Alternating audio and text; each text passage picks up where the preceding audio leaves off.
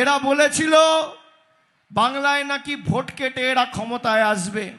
কালকে প্রথম দফার ভোট হয়ে গেছে। বিজেপির ছটপটানি দেখতে পাচ্ছেন? দেখতে পাচ্ছেন? কি মনে হচ্ছে কাল প্রথম দফার ভোটে কি হয়েছে? কি হয়েছে?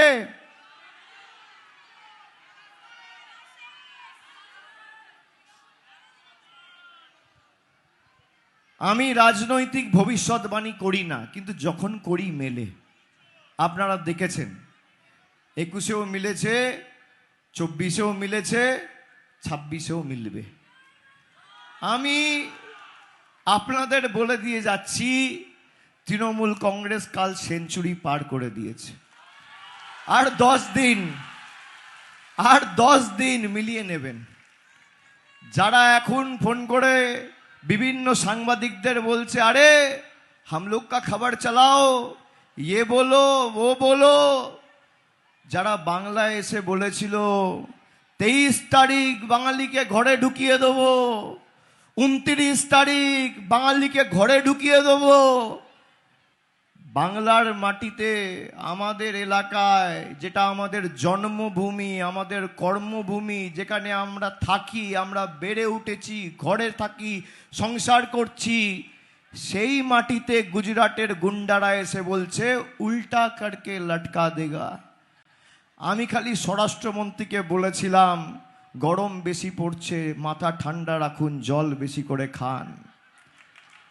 আর আপনার যদি সৎ সাহস থাকে 4 তারিখ বাংলায় থাকবেন, বেলা 12টার পর দেখা হবে। তিনি আজকে সাংবাদিক বৈঠক করে বলেছেন অভিষেক ব্যানার্জি আমাকে গালাগালি দিয়েছে।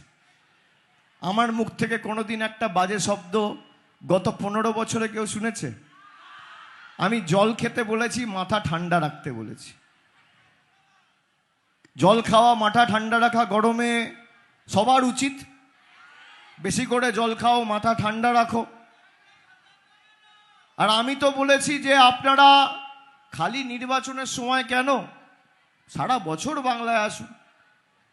সারা বছর বাংলায় এসে ফুচকা খান, ঝালমুড়ি খান, রোল খান, যা ইচ্ছা কচুরি খান, সিঙ্গাড়া খান, জিলিপি খান, কোনো অসুবিধা নেই। ভাই বাংলাটা কত সুন্দর। যদি প্রধানমন্ত্রী ঘুরে ঘুরে না দেখাতো, দেশের মানুষ জানতে পারতো, বুঝতে পারতো।